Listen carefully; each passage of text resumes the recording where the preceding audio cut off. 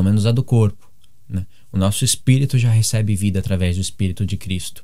E nós podemos viver em ressurreição de vida mesmo estando nesse corpo de carne. Esse é um mistério da fé.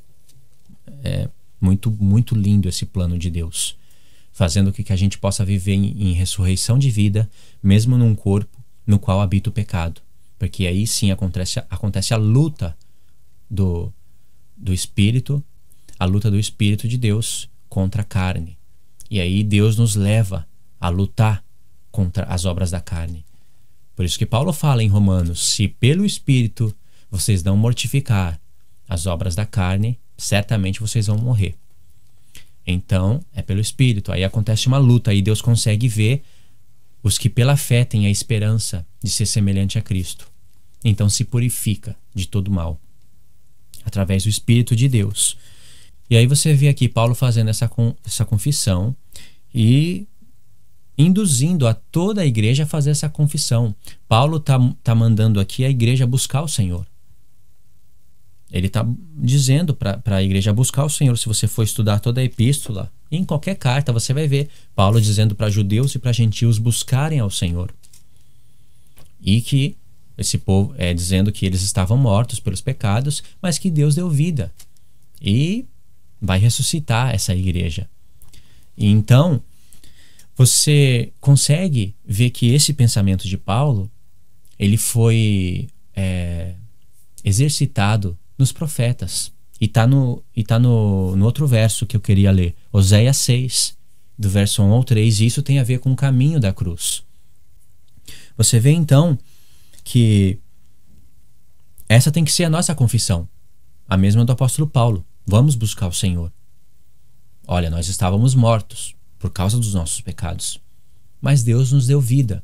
Ou seja, é um povo, né? Esse é um povo que é conhecedor da lei de Deus, deve ser, porque sabe que o pecado só pode entrar. O pecado, né? Ele é a transgressão de uma lei, e que através do pecado é gerada a morte. Por isso que nós estávamos mortos, mas Deus, como é riquíssimo em amor, com muito amor com que Ele nos amou, Ele nos deu vida juntamente com seu Filho e nos ressuscitou juntamente com Ele. Essas coisas estavam profetizadas em Oséias 6. Veja, Oséias 6 diz o seguinte: vamos tornar para o Senhor. Vinde e tornemos para o Senhor, porque Ele despedaçou e nos sarará, fez a ferida e ligará. Sobre esses pequenos detalhes, porque tem detalhes, tem pequenos detalhes aqui. Em cada palavra tem um detalhe. Eu vou falar em outro vídeo. O vídeo está aí na descrição. Então essa parte eu vou passar batido por ela, mas não estou anulando os detalhes. Porque você tem que saber quem é que está falando. Aliás, eu vou falar nesse vídeo, né, mais ou menos. Você tem que saber quem é que está falando, vamos buscar o Senhor. Porque se está escrito vamos buscar o Senhor, é um povo, né, dizendo vamos, e outro povo sendo chamado. Vamos buscar o Senhor, porque Ele nos despedaçou e nos sarará. O que significa nos despedaçou? Tem um significado. São grandes revelações. Só nessa palavra Ele nos despedaçou está toda a história de Israel. E no sarará está toda a história da igreja. Não estou falando que Israel não é a igreja, hein? Com essa minha linguagem. Eu estou falando que Ele nos despedaçou, está toda a história de Israel segundo a carne, né? Da primeira aliança. E no sarará está toda a história do mesmo Israel. Porém, o Israel que recebe a nova aliança, né? Segundo o Espírito de Deus. Circuncisão pelo Espírito, tabernáculo não feito pelas mãos dos homens, não somente a tribo de Levi como sacerdotes, mas homens de todos os povos, línguas e nações, comprado pelo sangue do Messias, todas essas coisas. Então, Ele nos despedaçou. Aqui está escondida toda a história do povo de Israel. E nos sarará. Aqui está escondida toda a história da igreja, constituída de judeus e gentios. Fez a ferida e ligará. Essa ferida é um reforço, né? Quer dizer o mesmo do despedaçou. E ligará quer dizer o mesmo do Ele nos despedaçou e sarará. Então, ferida tem a ver com despedaçou. Ligará tem a ver com sarará, com cura. Entende? Então, olha só nesse versinho. E se você volta um pouquinho, você vai encontrar a vinda de Cristo na terra, a sua ressurreição. Então é o que eu disse. São pequenos detalhes que Deus esconde grandes revelações. E aí diz, depois de 2 dias nos dará a vida. Olha, um povo, né? Um povo conhecedor da lei de Deus. Porque se o povo falou, depois de 2 dias nos dará a vida, o povo está sabendo que está morto. E se o povo sabe que está morto, já conhece o que é pecado e conhece a lei de Deus, porque é a lei de Deus que revela o que é pecado e a lei de Deus que mostra que através do pecado entra a morte e a lei de Deus que te mostra que você precisa de vida em Cristo. E diz, depois de 2 dias nos dará a vida, ao 3º dia nos ressuscitará. A um povo que conhece a ressurreição do Messias. E viveremos diante dele.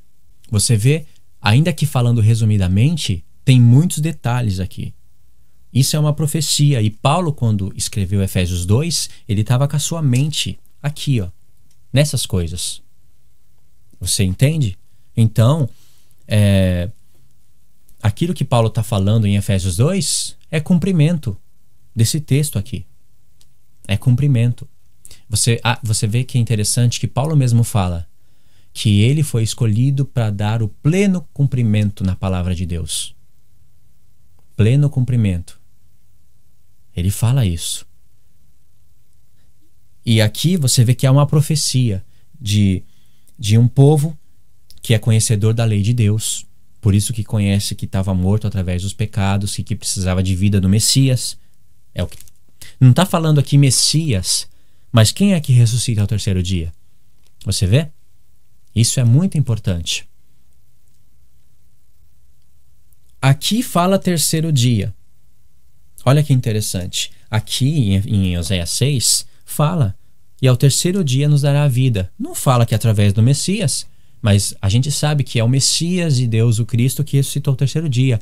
Lá em Efésios 2, não vai estar escrito ele nos ressuscitou ao 3º dia, mas vai estar escrito ele nos ressuscitou com Cristo. E Cristo é o que ressuscitou ao 3º dia. Você vê como encaixa perfeitamente a soma desses detalhes? Então aqui está falando do Messias, um povo conhecedor de todas essas coisas. É um povo que está chamando outro povo, né? No verso 1, vamos buscar o Senhor, porque Ele nos despedaçou e nos sarará, fez a ferida e ligará. Ou seja, um povo que está explicando para outro povo o motivo das coisas de Deus. O motivo do porquê Deus despedaçou o povo, né? O que significa isso? O que significa fez a ferida e ligará? Todas essas coisas você vai encontrar em Efésios 2. Tá? Em Efésios 2, Paulo vai estar explicando tudo isso. Então isso é uma profecia que começa a se cumprir em Efésios 2. Que começa a se cumprir nos tempos de Cristo. E para ser mais exato, nos tempos do apóstolo Paulo. Porque Paulo recebeu o evangelho de Cristo, né? Foi através dele que começou a se entender essas maravilhas, como ele mesmo fala em Efésios 3, é ele mesmo que fala isso. Então, o apóstolo Paulo, aqui, ele tendo em mente todas essas coisas e sabendo que ele deu, o Espírito Santo deu a conhecer a ele todas essas coisas, ele viu que ele foi escolhido para dar o pleno cumprimento à palavra de Deus. Então Paulo, né, um judeu, ele está escrevendo para judeus e para gentios e induzindo a igreja a dizer, a buscar, sabe, as outras nações e a ensinar, olha, nós estávamos mortos, mas Deus nos deu vida, vamos buscar o Senhor. Deus nos deu vida ao 3º dia, juntamente com seu Filho, como estava escrito em Oséias 6, uma profecia. E Paulo mesmo começa a falar para a igreja que essa tem que ser a confissão da igreja. Agora, Paulo, ele jamais usa textos isolados. Paulo jamais pega um texto, 2 ou 3 e abandona o contexto. Paulo era conhecedor profundo da lei de Deus. Será que Paulo conhecia quem que é esse povo que está dizendo vinde, tornemos para o Senhor? Conhecia, porque Paulo está escrevendo para quem? Judeus e gentios. Se aqui está dizendo Vamos buscar o Senhor, porque Ele nos despedaçou e nos sarará, fez a ferida e ligará, vai nos dar vida juntamente com Cristo, etc. Se Paulo viu esse texto, né, e entendeu essas coisas e está escrevendo para judeu e para gentil, e é claro, judeu e gentil tem que continuar com essa mensagem, então esse povo aqui que está dizendo vamos buscar o Senhor são judeus e gentios. Era uma profecia. Tá vendo? E Paulo mesmo fala, Efésios 2, se você continuar lendo, ele vai falar de ambos os povos que estavam separados, né? Mas que pelo sacrifício eles eram inimigos por causa da lei, dos mandamentos. Nossa, são tantas coisas para se falar, mas por causa da cruz de Cristo, Deus fez de ambos os povos um só povo. E ele fala de novo e fala de ambos os povos, Deus fez um novo homem, esse novo homem é Cristo, o cabeça do seu corpo, da igreja. Então, Paulo fala que é judeus e gentios, né? Mas será que aqui fala alguma coisa semelhante a isso? Será que Paulo abandonou o contexto? Vamos ver quem são esses povos aqui em Efésios 6.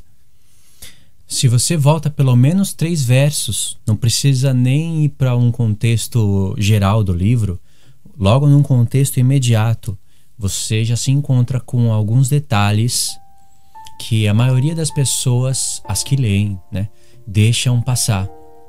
E esses são pequenos detalhes, mas que Deus esconde grandes revelações e que Paulo não deixou passar nenhum desses detalhes e também não abandonou o contexto. Verso 13. Quando Efraim viu a sua enfermidade e Judá a sua chaga, Efraim subiu a Síria e foi ao rei Jerebe. Mas ele não pode curar vocês, nem sarar a chaga de vocês. Você vê que aqui já aparece a chaga e a enfermidade, que foi feita pelo próprio Deus. Essa chaga e essa enfermidade você vai aprender estudando um pouco mais, né? São pequenos detalhes que a gente tem que prestar atenção e saber o que é. E aí continua no verso 14. Porque para Efraim serei como um leão e como um leãozinho para a casa de Judá. É o Senhor falando, eu despedaçarei e vou embora. Arrebatarei e não haverá quem livre. Irei e voltarei para o meu lugar. É Deus falando. Aqui, irei e voltarei para o meu lugar. Uma pequena frase, e aqui já está escondido a revelação do Evangelho.